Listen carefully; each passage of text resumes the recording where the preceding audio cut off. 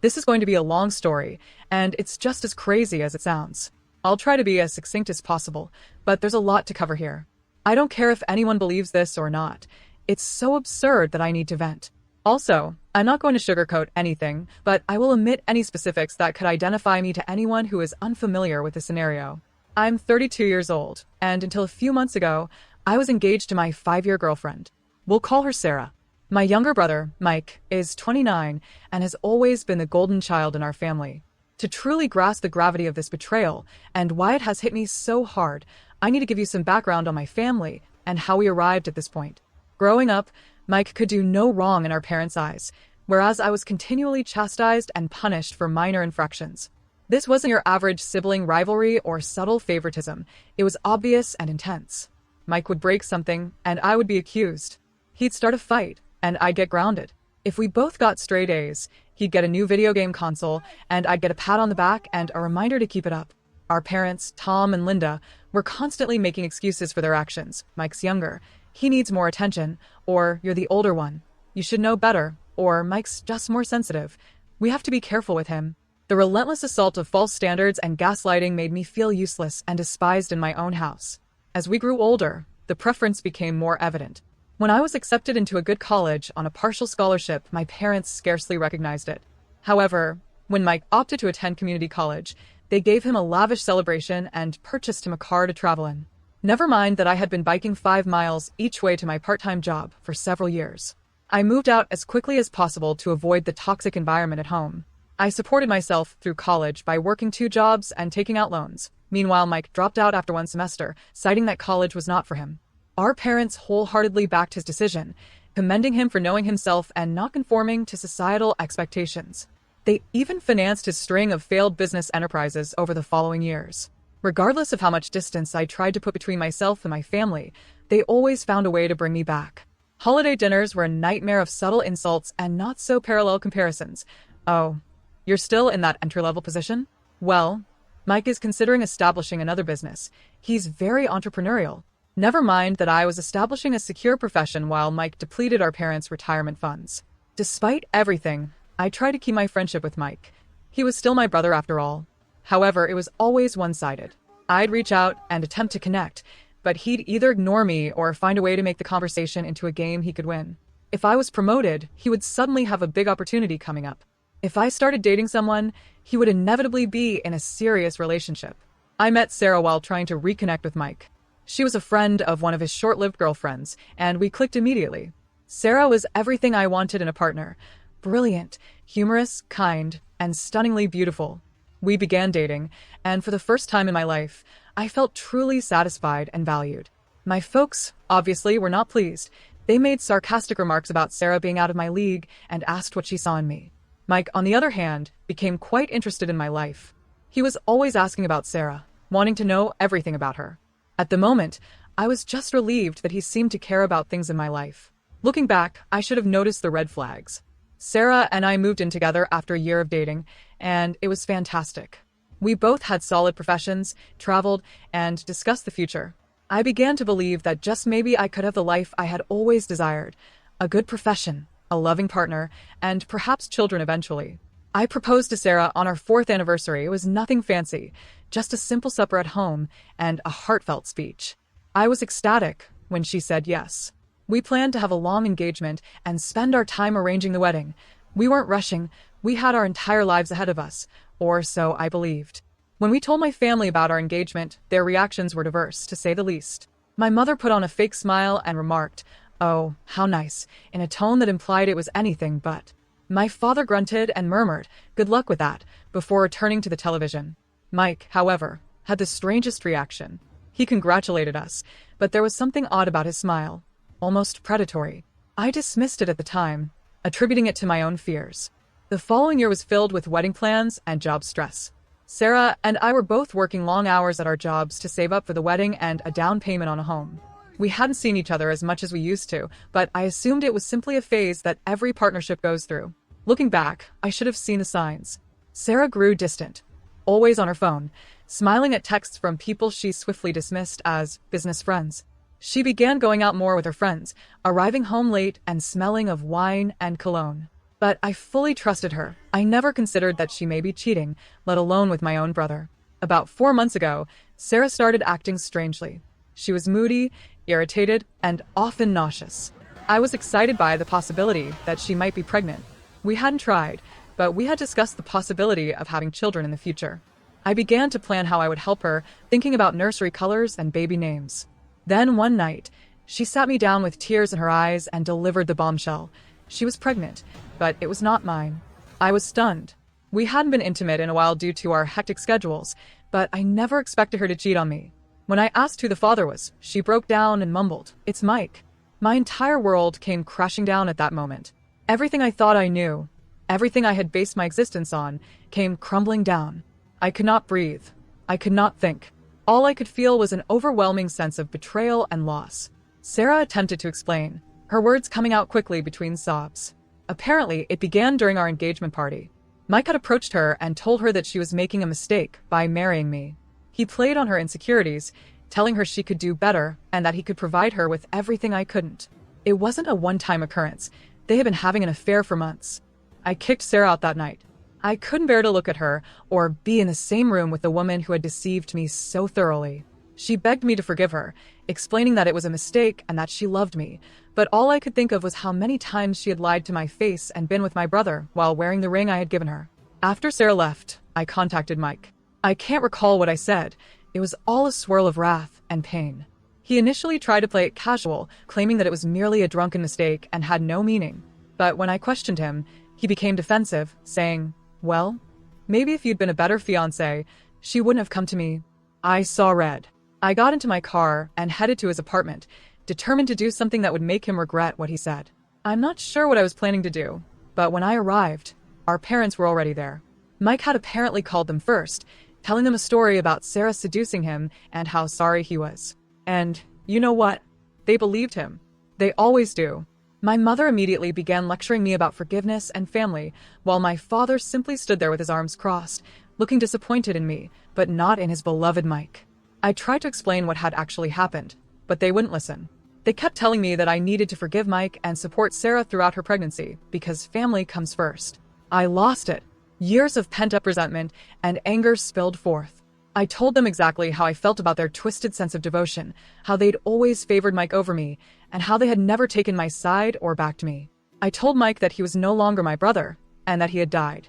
I told my parents they could have the son they'd always wanted, because they didn't have me. I stormed off, ignoring their cries and pleas. I drove for hours with no destination in mind, only a desire to be away from everything and everyone. When I eventually got home, I discovered dozens of missed calls and messages. Sarah begged for another opportunity, while Mike alternated between apologies and accusations. The majority, however, came from my parents, who demanded that I grow up and make amends. I ignored them all, rarely eating or sleeping. I called out of work, depleting all of my vacation days. I couldn't face anyone and couldn't handle the prospect of explaining what had happened. I just sat in my apartment, revisiting every detail of my relationship with Sarah and every interaction with Mike, trying to figure out where I went wrong. It has been 3 months now. I've relocated to a new apartment, changed my phone number, and begun treatment to deal with all of this. But my family will not give up. Despite my efforts to cut off communication, they continue to intrude in my life. They've begun showing up at my office, attempting to ambush me and push for reconciliation. My mother confronts me in the parking lot, wailing about how I'm ripping the family apart. My father left harsh voicemails telling me to man up and forgive Mike. Mike himself has attempted to approach me several times, but I've managed to dodge him thus far. They've even dispatched extended family members to guilt-trip me into forgiving Mike. Aunts, uncles, and cousins I haven't spoken to in years are suddenly calling, telling me how important family is and how I should let bygones be bygones. It's as if they're in another reality where Mike and Sarah made a little mistake rather than a life-altering one. I received a message from Sarah yesterday. She is keeping the baby and intends to co-parent with Mike. And guess what? My parents are overjoyed to become grandparents, forgetting the harsh remarks they used to make when Sarah was with me. The letter was full of apologies and explanations, including how she and Mike discovered real love via this terrible scenario. She even had the nerve to suggest that she hoped we could all become friends eventually for the sake of the child. I am at my wit's end. Part of me wishes to sever ties altogether and start over somewhere else. Perhaps moving to another state, changing my identity, and creating a new life where no one knows about this mess. But another part of me is so outraged that I want to stay and fight to show them how twisted the situation is. I don't know what to do now. The treachery has impacted all aspects of my life. I cannot take being alone with my thoughts. I haven't even considered dating again. The idea of trusting someone like that scares me. I've also lost friends over this.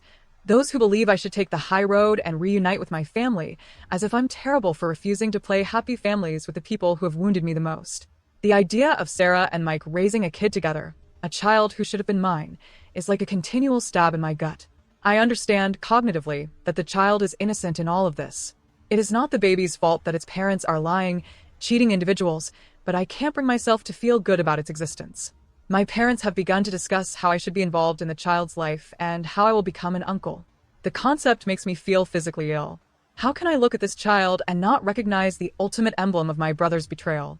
So, Reddit, I guess my question is, am I the idiot for refusing to forgive my brother and ex-fiancée? Am I wrong to want to sever relationships with my family over this? Any help on how to proceed would be greatly appreciated, as I now feel like I'm drowning in a sea of treachery and gaslighting. I apologize for the lengthy post. If you made it this far, I appreciate it. Writing all of this down has been cathartic in a way. I'm not sure what I hope to gain from sharing this: validation, guidance, or simply the opportunity to scream into the void and have anybody hear me. Edit. Holy God, this exploded overnight. Thank you all for your help and advice. I'm astonished by the response, and it will take me some time to look through all of the comments. However, I wanted to answer a few typical questions. Yes, I have consulted with a lawyer about getting a restraining order against my family. It is currently in progress. I don't intend to have any contact with the baby. It's not the child's fault, but I can't become involved without losing my sanity. For those who have inquired about my job, I have already spoken with HR about the situation. They are aware and supportive. They have strengthened security at the front desk and offer me the option to work from home more frequently. I am grateful for their understanding. Many of you have inquired whether I have contemplated relocating to another city or state. It is definitely something I am thinking about. My company has offices in several other cities, so a transfer may be possible. I'm considering the advantages and disadvantages. To those suggesting a DNA test, Sarah acknowledged the affair and the timeline is consistent. I see no reason to suspect the child is not Mike's. Even if it were mine, I doubt I could ever look at that child without thinking about this. I've been overwhelmed by the number of people who have had similar experiences. It's upsetting to realize how widespread this type of betrayal is, but it's also strangely comforting to know that I'm not alone. Thank you all for being vulnerable and sharing. To the individual who inquired if I had considered taking legal action against Mike for alienation of affection, I looked into it, but it is not recognized in my state. Even if it were, I don't think I have the energy for a legal battle right now. Several people have noted that Mike's behavior appears narcissistic. I've started reading about narcissistic personality disorder, and much of it rings true. It helps me comprehend, but does not excuse some of his actions. Those who have inquired about Sarah's family are as startled and appalled as one could anticipate. They have cut off communication with her and have reached out to offer me their support. It's a minor comfort, but I value it. To the individual who asked if I'd considered having my own children someday, honestly, this entire experience has made me wonder whether I want to have a family at all, but I'm trying not to make any major decisions while I analyze everything. I'll keep you updated if anything significant happens, but for the time being, my focus is on recovering and moving ahead. Thank you again, Reddit. You have helped more than you realize. Your encouragement and suggestions have given me a lot to think about, and they have truly been a lifeline during this tough time. I may not be able to answer every remark, but please know that I read them all, and they are making me feel less alone in this. Update. Hello, Reddit. It's been approximately 2 weeks since my previous post, and it has been a roller coaster. First, thank you all for your enormous support and suggestions. I never anticipated my post to go so viral, and going through all of your responses has been both upsetting and oddly reassuring. It's disturbing how common this type of deception is. The last several weeks have been tough, to say the least. Remember how I said I was working on obtaining a restraining order? That evolved into a huge ordeal. My lawyer filed the paperwork, and we had a hearing arranged. I assumed it would be simple given the proof and the ongoing harassment, but I was mistaken. My parents arrived at the court with their own lawyer, some fancy guy in an expensive suit who likely charges more per hour than I do in a week. They attempted to portray me as the crazy one, claiming I was ripping the family apart over a simple misunderstanding, as if Mike had stumbled and fallen into my fiancé. Fortunately, the judge didn't buy it. She issued the restraining order against Mike and my parents, but only after my mother fell into tears in court and my father glared at me as if I had committed murder. The look on Mike's face, however, if looks could kill, I would be dead. As we were leaving the courthouse, Mike attempted to approach me. My lawyer stepped in between us, reminding him of the newly issued restraining order. Mike merely scoffed and said this wasn't over, and that I couldn't hide behind a piece of paper forever. I'd be lying if I claimed his words didn't shake me, but at the very least, I have some legal protection. The job situation has been another nightmare. Remember when I mentioned that my family had been showing up at my workplace? This came to a head last week. I was in a meeting with a customer when my assistant alerted me that my mother was in the lobby, raising a disturbance. Apparently, she had brought a photo album and was attempting to show my coworkers baby images of Mike and me while lamenting about how close her boys used to be. I excused myself from the meeting and went down to the lobby, where I discovered my mother surrounded by a number of uncomfortable-looking coworkers. She was in the middle of relating a story about how Mike and I used to bathe together as toddlers. When she noticed me, she attempted to rush toward me, talking about a baby shower, but I interrupted her. I told her she had to leave immediately, or I would call the police and have her removed for trespassing and breaking the restraining order. Her expression was as if I had slapped her, but after everything they had put me through, I couldn't bring myself to care. Security let her out, and I had to spend the next hour performing damage control with my employer and coworkers. Fortunately, most of them understood, but I could tell some were wondering what kind of drama I was bringing into the office. But it was the fight with Mike that really threw everything off track. Last Saturday, I was in the gym trying to let out some of my frustration on the punching bag. I was so into my training that I didn't notice someone approaching me until I heard his voice. I swung around, and there was Mike, smirking at me as if he hadn't just broken the restraining order. He began speaking loudly enough for anyone around to hear.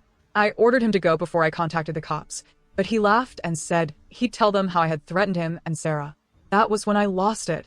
I swiped at him, my fist landing on his jaw. He stumbled backward before lunging at me.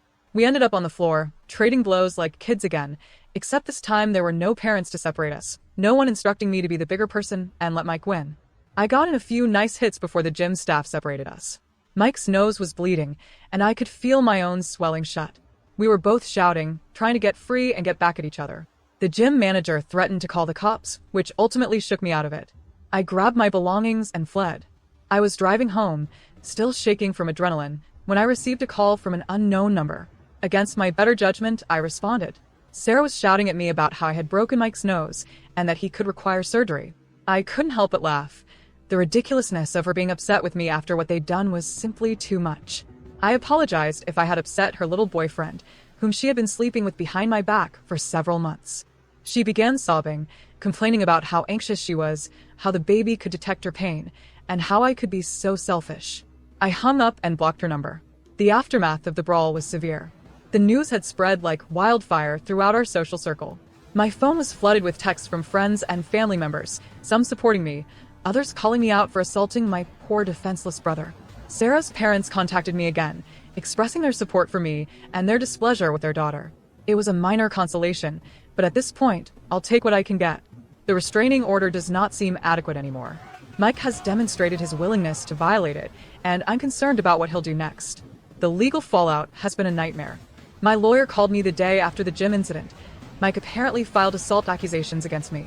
I recounted what had happened, how Mike had violated the restraining order and provoked me.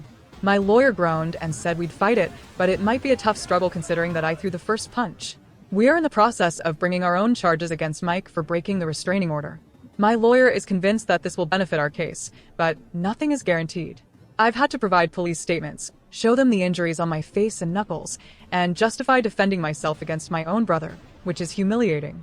Mike and I have been banned from the gym for life. I can't blame them, but it's unfortunate that the gym was one of the few places where I felt like I could let out some of my frustration in a healthy manner.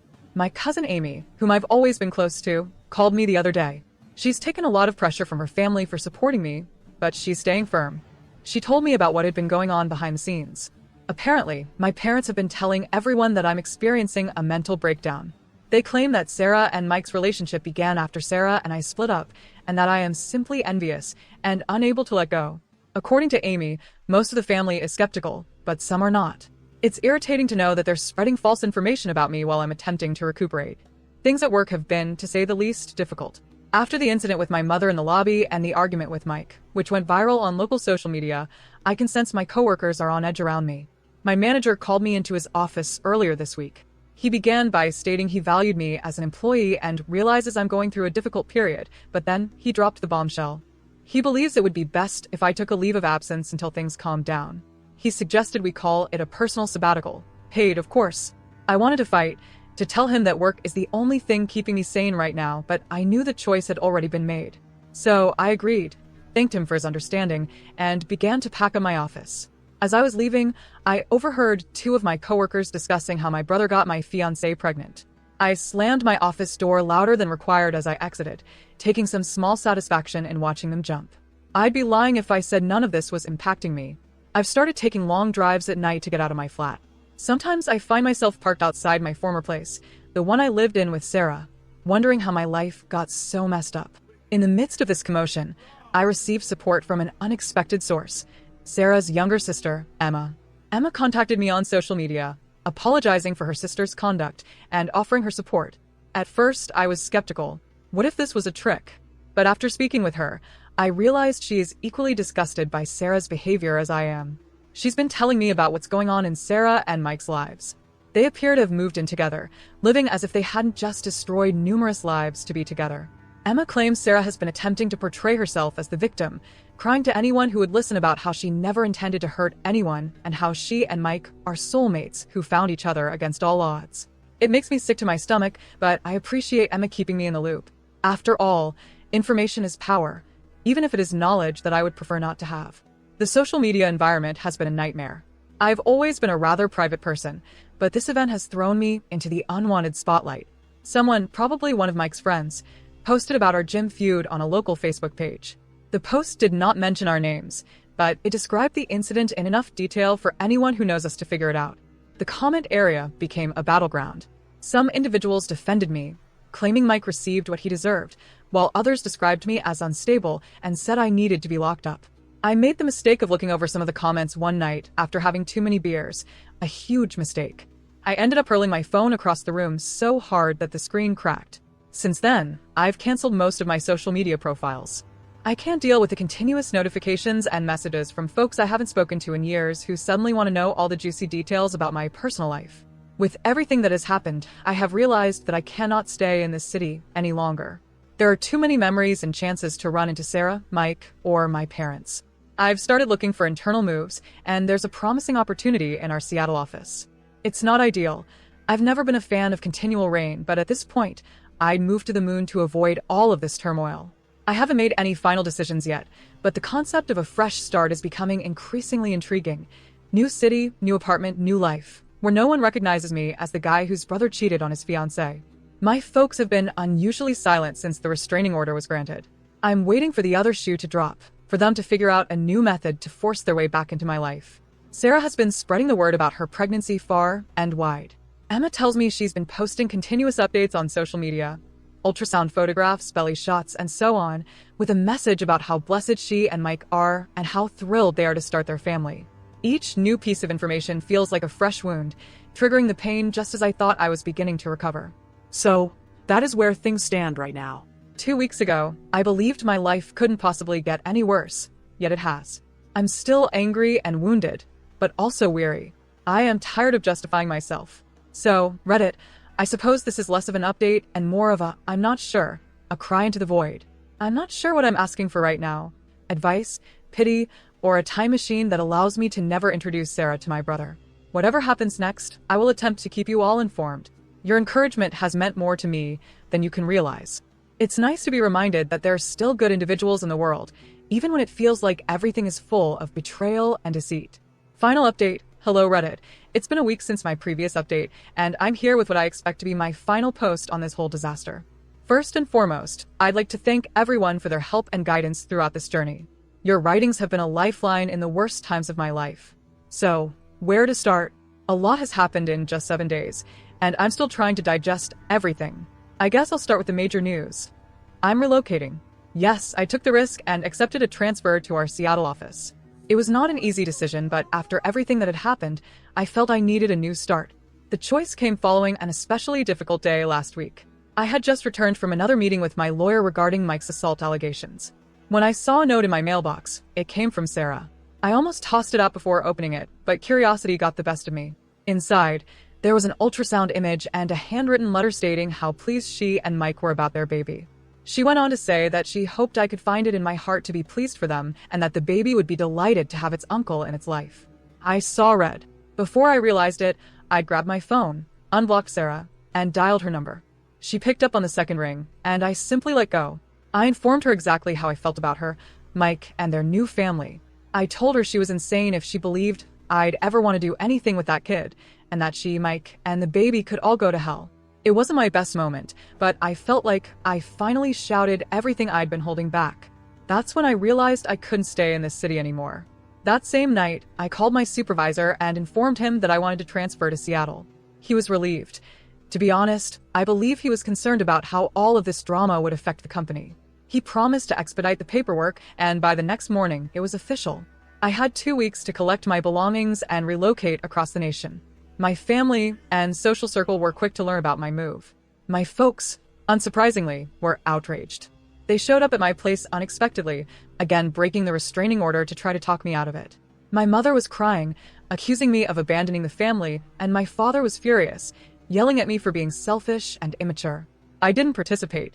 I simply phoned the police and had them remove my parents for breaking the restraining order. As they were let out, my mother yelled at me that I would regret it, that family was everything, and that I was wasting it. I immediately closed the door and returned to packing. Mike reacted differently. He didn't try to contact me directly, most likely due to the current legal difficulties, but he did write a lengthy message on social media about how some people can't handle seeing others happy and how he and Sarah were rising above the hate to focus on their new family. It was definitely intended for me, as he attempted to portray himself as the victim. I'll confess it stung to see how many people liked and commented in his favor, but I reminded myself that their opinion is meaningless because they don't know the truth. Sarah's response was the most startling.